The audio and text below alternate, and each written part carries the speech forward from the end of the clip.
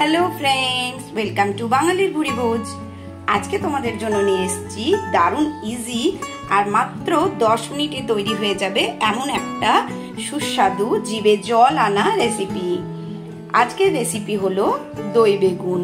तोमरा हयतो बाड़ीते सकलेई दई बेगुन तैरी करो, किन्तु आमी जेभाবে तैरी करी सेटा करते मात्र टाइम लागे 10 मिनिट। ताहले चलो देखे नि কিভাবে আমরা 10 মিনিটে এত সুন্দর একটা রেসিপি ঝটপট করে নিতে পারি।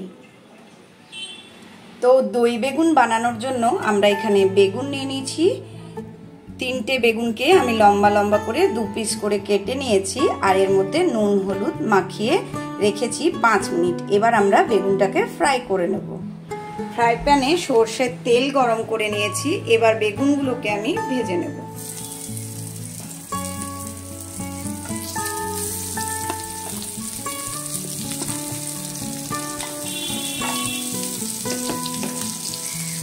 আমি এখানে বেগুনগুলোকে লম্বা লম্বা করে কেটে নিয়েছি। তবে যদি তোমাদের কাছে এরকম বেগুন না থাকে, নরমাল যেমন বেগুন আমরা খাই গোল মোটা বেগুন, সেটা থাকলে সেটা তোমরা চাকা চাকা করে কেটে নিতে পারো বা এরকম 4 ফালি করেও পাতলা পাতলা করে কেটে নিতে পারো। এবার বেগুনটাকে আমি ভালো করে ফ্রাই করে নেব।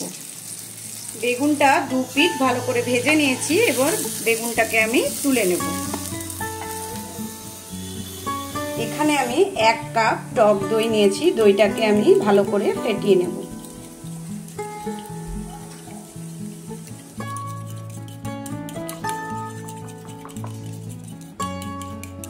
দই ফেটানো হয়ে গেছে। এখন এর মধ্যে অ্যাড করব স্বাদ মতো নুন আর অ্যাড করে দেব স্বাদ মতো একটু চিনি।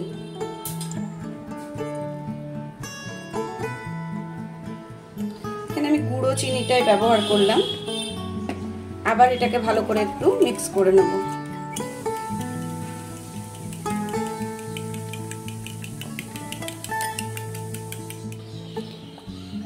বেগুন ভাজা এই ফ্রাই প্যানটার মধ্যেই আরেকটু সরষের তেল আমি অ্যাড করে দিলাম। এবার তেলটাকে সুন্দরভাবে একটু গরম করে নেব।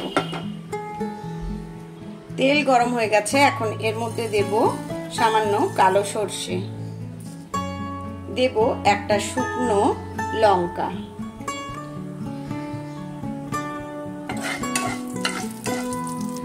সরষের দানাগুলো ফাটতে শুরু করেছে। এখন এর মধ্যে অ্যাড করব সামান্য কারি পাতা। আমার কাছে ড্রাই কারি পাতা ছিল, আমি সেটাই দিলাম। তোমাদের কাছে নরমাল কাঁচা থাকলে সেটা দেবে।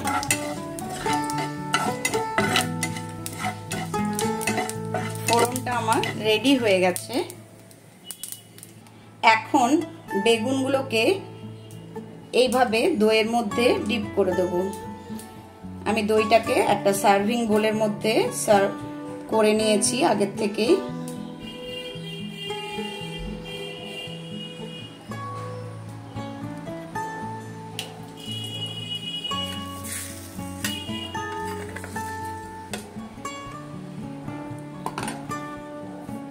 এখন ওপর থেকে এই ফোড়নটা আমি এখানে অ্যাড করে দেব।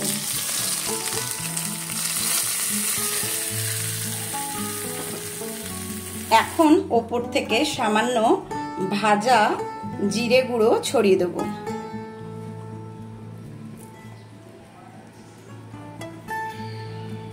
আর দিয়ে দেব সামান্য একটু লঙ্কার গুঁড়ো। তাহলে তোমরা দেখলে কত তাড়াতাড়ি কোনো ঝামেলা ছাড়াই তৈরি হয়ে গেল টেস্টি টেস্টি দই বেগুনের রেসিপি। তাহলে তোমরা অবশ্যই এটাকে ট্রাই করো বাড়িতে আর আমাকে কমেন্ট করে জানাও তোমাদের আজকের রেসিপি কেমন লাগলো। আজকের মতন টাটা, আবারও দেখা হবে এইরকম কোনো চটজলদি একটা রেসিপি নিয়ে।